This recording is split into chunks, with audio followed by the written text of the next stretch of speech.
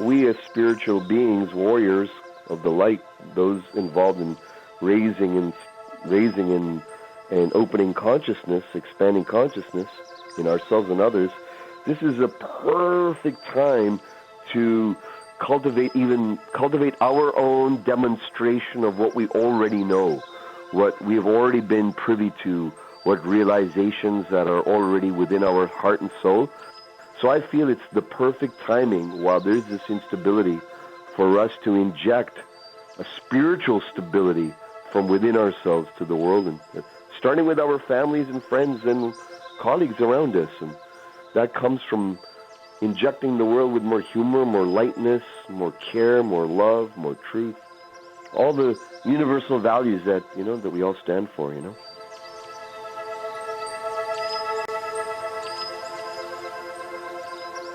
Well, he called this time the time of the great quickening, the quickening of consciousness.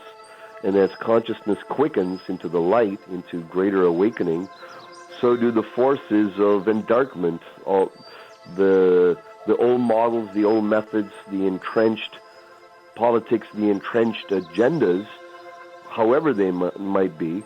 Those models no longer hold validity or are Gaia-centric. They were based on just human-centric or me-centric values.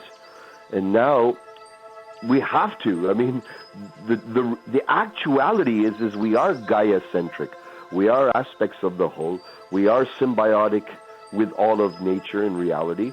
And whether we think so or not, we're not here to dominate the world. We're here to be in harmonious, synchronous, symbiotic, loving relationship, conscientious relationship with the whole.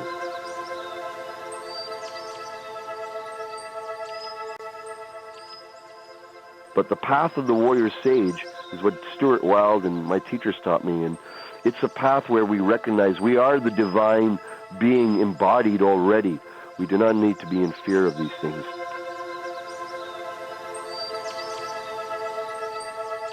Recognizing that I am equal to this. I am not a victim to these energies. I am not below them. They cannot manipulate me in dark and nefarious ways. They can't attack my aura. They can't infuse my space. These are all imprints, even in the human potential, spiritual worlds, that continuously feed the fear that the invisible world can harm us.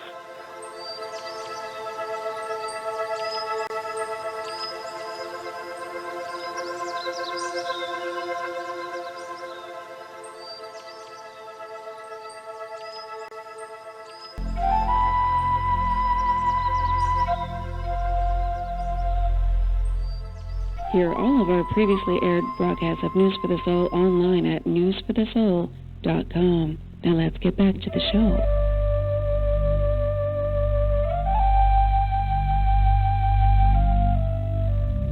And we're back. We're live. It's 4 p.m. Pacific Time, April 4th, 2019. Time for the next installment of my series, WTF, not standing for what you think it stands for.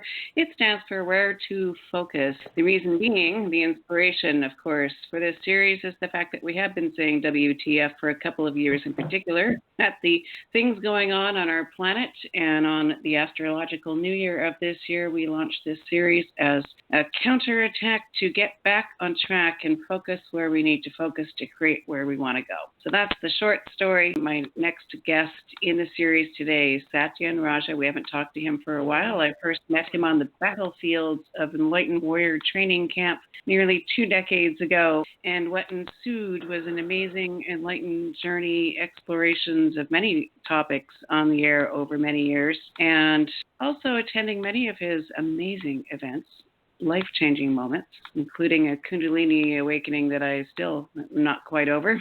That wasn't on the brochure, and that was definitely life-changing. But let's talk about where we're at today. The infamous warrior sage himself, Satyen Raja. Welcome back to News for the Soul. Nicole, always a pleasure, my good friend, and I'm always pleased to see and hear all the ways that you serve the world, and it's just a pleasure to be with you again. It's my honor. It's been too long since we've talked in this way. I did see you at your birthday party where I surprised you with a belly dance. That was hilarious. That was wonderful. I loved it. But, we haven't compared notes on where we're at energetically on this planet. So we started, as I said, this series in particular over the last events on the planet of the last 2 years, seeing the incredible divisiveness or alleged divisiveness and political destabilization around the world. What's your take on where we're at? Well, I think everything is as it should be, on track. So in other words, the perturbation, the shaking of the foundations of people's cores, instability in politics, instability in the world, instability with the environment, instability on so many levels is happening. And we as spiritual beings, warriors of the light, those involved in raising and opening consciousness, expanding consciousness in ourselves and others, this is a perfect time to cultivate our own demonstration of what we already know, what we've already been privy to, what realizations that are already within our heart and soul that could be expressed more, brought out more, expressed with more boldness and willingness and capacity. So I feel it's the perfect timing, while there's this instability, for us to inject a spiritual stability from within ourselves to the world, and starting with our families and friends and colleagues around us. And that comes from injecting the world with more humor, more lightness, more care, more love, more truth, all the universal values that we all stand for. So everything's perfectly on track. It's interesting. You and I share a very special teacher from our path, Stuart Wilde, and he talked about this time extensively. Yes. Yeah. What did he share with you? Well, he called this time the time of the great quickening, the quickening of consciousness. And as consciousness quickens into the light, into greater awakening, so do the forces of endarkment, all the old models, the old methods, the entrenched politics, the entrenched agendas, however they might be, those models no longer hold validity or are Gaia-centric. They were based on just human-centric or me-centric values. And now we have to. I mean, the actuality is we are Gaia-centric. We are aspects of the whole. We are symbiotic with all of nature and reality. And whether we think so or not, we're not here to dominate the world. We're here to be in harmonious, synchronous, symbiotic, loving relationship, conscientious relationship with the whole. So this is the time. This is the time to embrace that we are of nature. We are not rulers of nature. We're not stewards of nature, but we are just an aspect of nature to be in flow with the rest. That dawning, that recognition, that Gaia-centric, Earth, Mother Earth, wife-centric view, I feel is really the thing to pick up and nourish and flourish and embrace in ourselves. When we do that at a soul level, it starts showing up at a physical level. So we need to embrace that soul level of knowing we are and part of this great Gaia dimension. One of the challenges I've heard the conscious collective voicing in the last couple of years in particular was the shock and surprising nature of how the dark endarkment, I like that, how that showed up. It was like a rug being pulled out from under their feet, and they weren't able to get back into their power to anchor the energy. Can you speak to that a little bit? Absolutely. The thing with that type of energy, that type of disempowering energy, it comes across very strong. It's like a bully that looks strong, but if you were to investigate and take time and look behind the bully's external facade of strength and power, really there's someone hurt or in fear or having a lack of self-esteem and not valuing themselves. And when people don't value their own inner nature, how can they value other people? That is the true power. It's not a power that comes from might. It comes from when we see people like that, when we see politicians, when we see leaders that are not exemplary, I mean, that's a joke. Who is exemplary? In demonstrating those highest virtues, especially in those worlds where to get to those high places, you might have had to play all types of games other than of the light, other than of absolute truth. So the actuality is we have that power by recognizing that these are the expressions of bulliness and endarkment. They're just divine beings as well. That's it.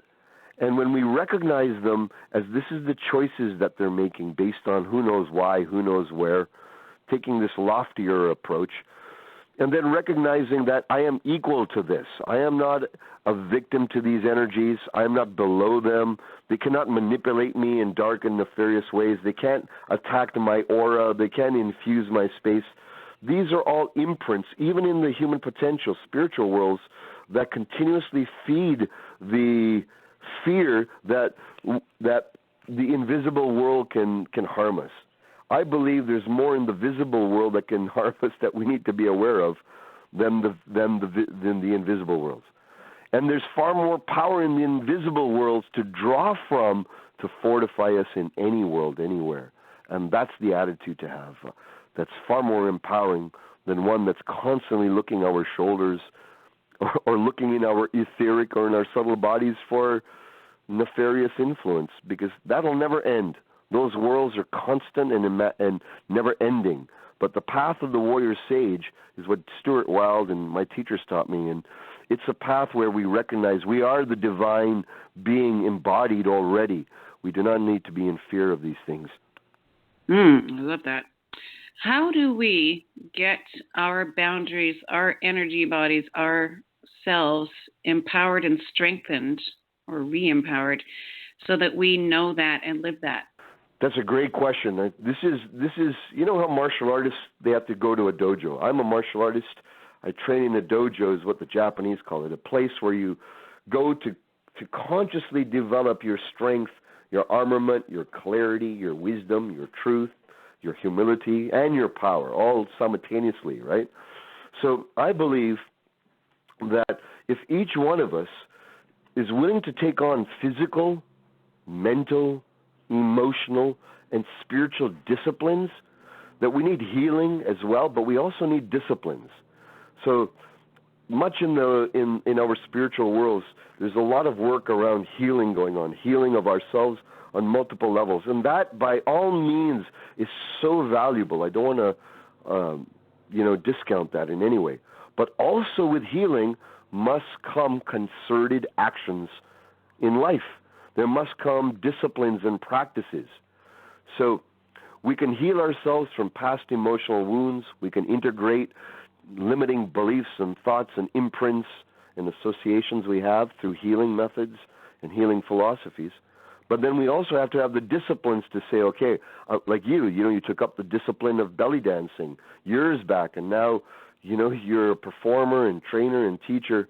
And I remember when you started that journey, I mean, your whole life transformed because you took on a physical discipline. You were already at that time so profoundly astute in the spiritual domain, but you took on the physical dimension at the next degree, and that up-leveled everything, right? Yeah, so totally. I believe the same thing is true for all of us. We have to take on, and it would be good for everyone to get involved and do some martial art training to learn how to strengthen their physical sense of well-being, their external body feeling good, the mammalian side within going, yes, I can handle myself.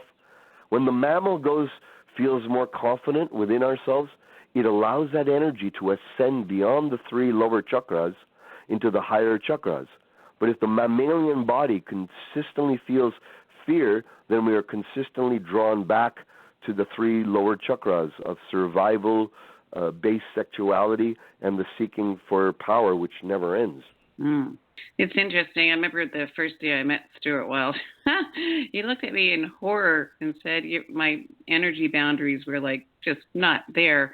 Porous, spongy things.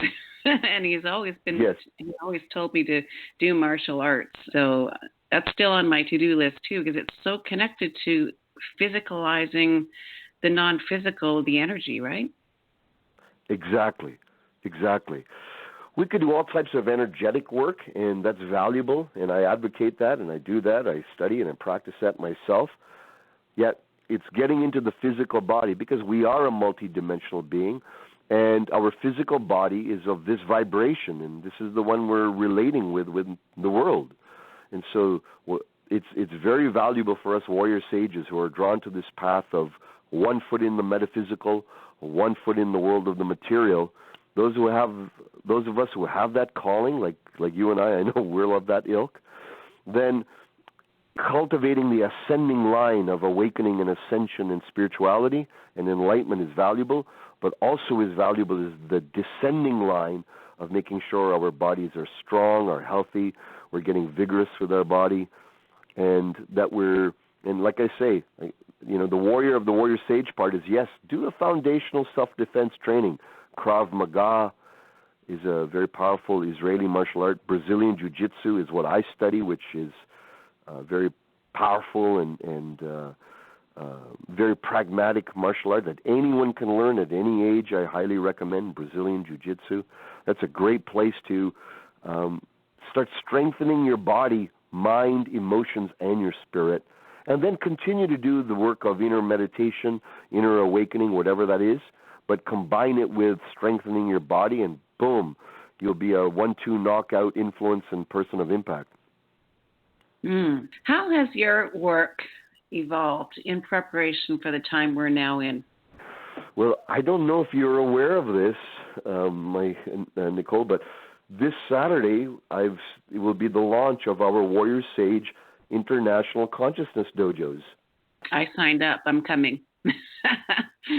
So how it's evolved is this. For many years, as you know, I gave private seminars to students, to all types of leaders, people who came together to learn the path of the warrior sage. And I got a strong calling from Spirit over the last, 2 years, that it's time to bring this out to the greater public and greater whole, and to help communities create dojos. Dojo is the Japanese term for people practice martial arts and improve themselves together and commune together. So this Saturday, we're releasing our first abundance activation, which is our first Warrior Sage Dojo, and everyone is invited. And how it's evolved is very simple. Now this is all for free. Our whole trainings, the whole path of the Warrior Sage, all our community events, there's no money exchange whatsoever. And the intention is that us Warrior Sages find each other, come together, find out what our deepest goals, dreams, and our soul calling is, what we're meant to do, so that we live and die and love complete, without regrets, and that we foster each other to live that way, and we arise together. So that's a huge evolution in my work, in the sense that it's time to bring it out to the world, time to bring warrior sages around the world together, and to foster this particular strand of empowerment, which brings the power of the warrior and the wisdom of the sage and evokes that in each other, and we get to grow together. So as I think you can hear it in my spirit, I'm quite moved and called by this, Beautiful. Why is it all free? Well, we need to get into the hands of everyone. We need to get warriors to come together and to really cultivate and create communities together. The number one thing that's missing in the human potential world and amongst warriors is coming together for real face-to-face and contacting and connecting and practicing together. So that's why it's all for free. I have my other, I make money from my consulting and my coaching work, the work I do with businesses. So because that is where my livelihood is. My livelihood doesn't need to be made through my seminars and in our trainings anymore. So my whole team decided we need to bring it out to the world, and that's why we're doing it. Why is the focus of the first one abundance? Well, the 3 main yogic warnings that we need to be aware of, that the ancient masters have told us about, are sex, power, and money. These are the forces that either can destroy us, we can shoot our own self in the foot. It's the area of the most ignorance, the most ego, and the most darkness on our planet: sex, money, and power. And so those are the 3 trainings and activations I feel are the most valuable for people to start with and to have a good base of self-realization and awakening with. So abundance is all about removing the obstacles in our consciousness to not just making more money. There's tons of how to make more money courses. You can, one popping up every day if you go online. But very few people are sharing about how to have wisdom, how to unify our enlightenment with our creation of freedom through wealth. It's a whole different way of looking at it. So that's what we're helping people experience. And I believe if we just go for more accumulation right now, more and more money, and only look at abundance as more gain, then we're going to self-destruct and destroy the world. We need to have a viewpoint and awaken our viewpoint, elevate it, mature it to be a whole system viewpoint of wealth, where how I exchange in the world and receive in the world be for the benefit of the greater whole. So this is the new paradigm. We get it in our heart, but how do you actually live it is what the abundance activation is all about. And I think it's valuable. It's very important that people learn to remove the obstacles of their mind regarding wealth, and then come together with other people who care about the same values and wish to arise and support each other and coming together. Well, our programming around such things from an empowerment standpoint is so deep. There's so many layers to it. So I think that is really important work you're doing. Thank you. Thank you. Recently, when I talked to, last week, I think it was, former CIA remote viewer David Morehouse about the current situation on the planet, and he was describing the fourth turning of the cyclical humanity patterns and coming into hopefully a creation phase, the next phase. Where do you see us with that as far as coming out of the current situation without too much destruction? Oh, in the yogic, in the Hindu system, there's 4 yugs, the 4 great ages. In the ancient Commission system, there's 5 phases of the return of the light. And in the ancient Egyptian or Commission philosophy is parallel with the ancient, Hindu philosophy, in that we are now, the tides have turned. We are now ripe for great consciousness, the return to the fullness of the light. So imagine we were in one time it was a fully enlightened society in some mythical time or dimension. And then through time there was a degradation and more ego, more individualness, more meanness came in. And then later it became half and half, and then later it became more predominant, what they call the Kali Yuga, or the time of the dark, where ignorance and illusion and manipulation and ego and greed and all the lower values were reigning. And in much of the world, that's happening a lot. But the tide has shifted energetically. The tide has shifted into now really the most profound time of the quickening of human consciousness and unity that I've ever seen. In the events and the trainings I've given, people are attaining self-realization in record speed. People are growing what used to take months and years to have breakthroughs. They're achieving in like minutes and hours, really. And so I know that for those of us who wish to be on the cutting edge of transforming and quickening our evolutionary space, who we're meant to be, what we're meant to be, our space of highest shining, it's our most highest opportunity to find, discover, and align to that and to express it. I know you've kind of addressed this already, but how do we, if we can, if it's in our highest good to do so, speed up the process? Well, exactly. Well, the quickening is happening, and so an active engagement in training. Of course, everyone is welcome to be part of our Warrior Sage Dojos, if that calls you. But really, it's what are the things that really move you? Is it yoga? Is it meditation? Is it martial arts? Is it some form of pilgrimage? What is your within saying? What within your soul is yearning to be experienced? What's yearning to be expressed? What's wanting to happen in your soul that perhaps you've been not looking at or repressing or shunting off? Let that side bloom. and ask yourself what's wanting to emerge in my life. And when you ask yourself what's wanting to emerge in my life, and you also ask yourself, what must I do so I live and love and and even die complete without any regrets? These powerful questions will elicit the deeper truth. Now, the warrior within follows through on that truth and says, okay, if inside my heart says what's wanting to emerge is more time in nature, more time to read, more time to take on more disciplines of meditation or nature walks or waking up earlier. What to do is follow through. How you'll quicken now is following your impulse. And by following the impulse, you're training yourself to have loyalty to the inner calling, to the inner messages, more than the distractions of the world.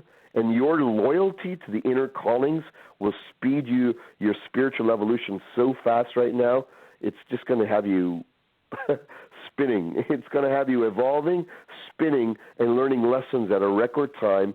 But what's beautiful about this time is also we do not have to have those lessons accompanied with the hardships of the past. We can actually grow in gentle, harmonious, transitional ways from old consciousness to an awakened consciousness. And we can do this now in a time with the least amount of wrecking our lives and starting from scratch. We can grow from where we're at. And that is the beautiful time that we're in right now. We actually have an email question from Maureen in Ontario, and she's asking, how does one buffer the effects of the negativity which are causing her to get sick and feel exhausted and lack of motivation? Again, it sounds like she's been knocked down for a while, and some of us have been knocked down for a while. The first thing that you have to do is you got to get away from the influence of all the chaos. You got to say, okay, I'm going to go away for a weekend. I'm going to take 3 days. I'm going to take 5 days. I'm going to take 1 day. More than what you think is sensible. Dedicate yourself to this time of divine replenishment, where you're saying, I'm going to remove myself, as our teacher Stewie would say, from the world of TikTok, from the world of my mechanistic habits. If my Saturday and Sunday are mechanistic this way, I'm going to break away. If everyone expects me to be around and do this and this, I'm going to arrange it so that the kids are taken care of by grandma or a friend or whatever, and I'm going to go into get an Airbnb in some cottage somewhere in the boonies for a weekend. Whatever, it's not what you do. It's that you dedicate yourself to removing yourself from the chaos for a few days, where no cell phones, no internet, no waveforms, you're not around any transmissions from the outside world. You've shut yourself off from that, and you've said, this is my time for replenishment. You take a book, or you do nothing, and you be with the great Mother Goddess of Earth. You do nothing. You just be with the truth of your body, of your heart and your being.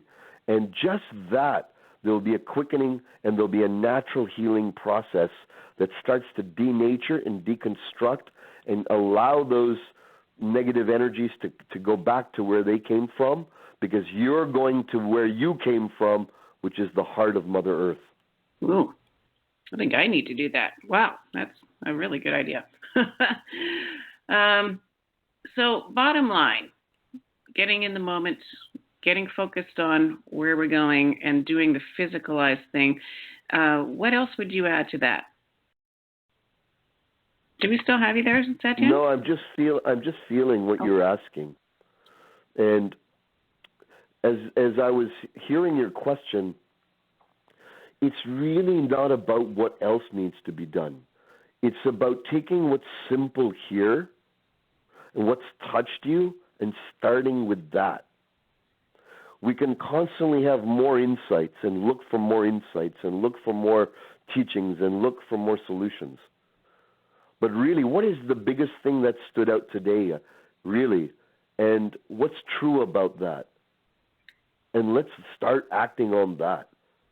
And that is where our true power will come from, not in the quantity of disciplines or practices or more insight we have, but the loyalty to the adherence of living the smallest insight that holds the biggest truth for me right now. That's powerful. Love that. As we're addressing a global audience right now, what's the one, as we kind of gathered our points together for the end here, what's the one most important message we can have you relay to them today? There's something inside your soul that if we look at is yearning to emerge, that wants to be lived and brought forth and expressed more in your life. My heart request and nudge and a little punch on your shoulder from the warrior in me and a little pinch as well and a hug is saying, be loyal to that today. Start changing your world so that your loyalty to this inner calling within you becomes more and more strong, and that you love that part in yourself enough to act on that calling that's wanting to emerge. And when you do so, I promise a miracle will start to occur in your life. And it's going to bring you into the world of greater sacredness, greater mystery, and it'll bring you into the world of miracle-mindedness. But you have to initiate the miracle by listening to the miracle that's wanting to be birthed. Perfect. Well, I'll tell you, Satyen, when I saw your announcement for your Saturday program, I registered and I hope to actually physically be able to attend, which would be amazing. Maybe have your office send over the details to us. We'll get it posted on the News for the Soul site along with this when we post this archive. Wonderful. Thank you so much. It was so good to speak with you, Satyen. I look forward to doing it again sometime soon. Thank you, Nicole. Much love to you, and I look forward to having a lot of fun with you once again and seeing your amazing dancing again, sister. So hopefully I'll see you Saturday, okay? I hope so. Much love to you, Satyen. The one and only Satyen Raja, Warrior Sage, all linked up at newsforthesoul.com. We're back with more right after this.